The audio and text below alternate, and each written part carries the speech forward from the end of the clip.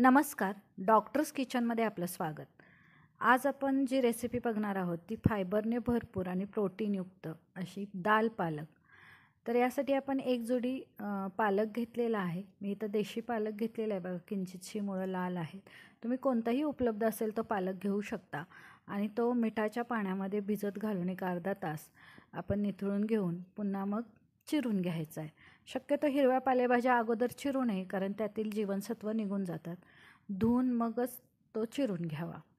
पालक हा BP sugar कमी करून त्याचबरोबर हाडाची ताकद वाढवणारा, फायबर रिच, त्याचबरोबर वेट लॉस, अँटी इन्फ्लमेटरी आणि डोळ्यांसाठी खूप असं चांगलं आहे.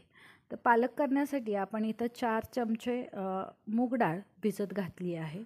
एक अर्धा तास भिजवून झाल्यानंतर त्यात चवीनुसार मीठ, थोडंसं हिंग, त्यानंतर थोडी हळद, त्याचबरोबर हिरव्या मिरच्या लांब लांब चिरून आणि एक मिडियम साईजचा टोमॅटो तो बारीक चिरून त्यामध्ये घालून घेतलेला आहे. आणि थोडंसं अर्धासा फुलपात्र पाणी ओतून आपण कुकरला याला 3 शिट्ट्या देऊन घ्यायच्या आहेत.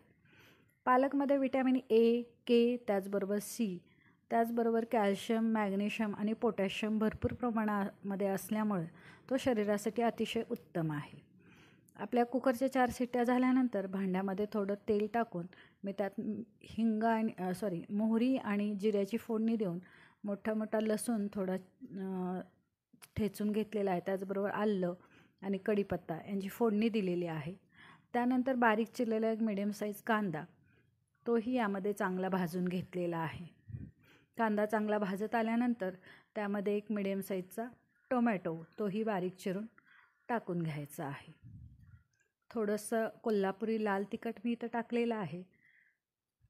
त्यानंतर जो बारीक चिरलेला पालक होता तोही आपण टाकून तो त्यामध्ये आपण वाफवून घ्यायचा आहे.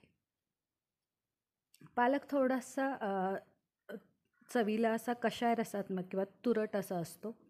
तर त्याला चांगला वाफवून घेऊन झाल्यानंतर एक छोटासा गुळाचा तुकडा आपण इथं टाकून घेणार आहोत.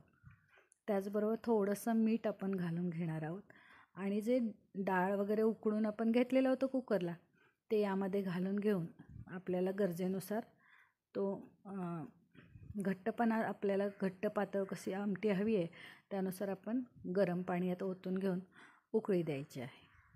त्यानंतर आपण एका छोट्या कढईमध्ये देशी गाईचं तूप थोडं टाकून घेतलेलं आहे. त्यामध्ये परत मोहरी आणि जिऱ्याची फोडणी दिलेली आहे.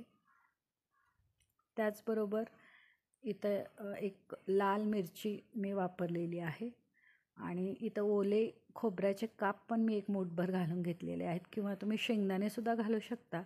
माझ्याकडे उपलब्ध होते म्हणून ओले खोबऱ्याचे काप मी मोठे मोठे करून ते खाताना अतिशय सुंदर चवीला लागतात. त्याचबरोबर चिमूटभर हिंग आणि चिमूटभर हळद परत मी या फोडणीमध्ये घालून घेतलेली आहे. आणि एक 10 ते 15 मिनटं जी आमटी उकळलेली होती आपली पालकची फोडणी दिलेली त्यामध्ये आपण आता हे टाकून घेणार आहोत.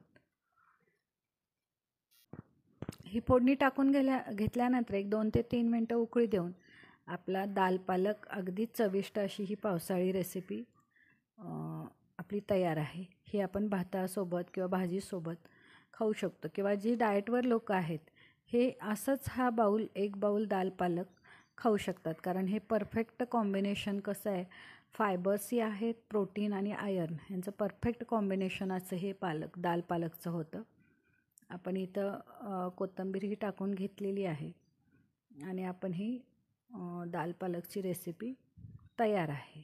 बऱ्याचदा पालक लोक चवीला तुरट लागतो म्हणून खात नाहीत, तर अशी ही रेसिपी आपण नक्की ट्राय करा.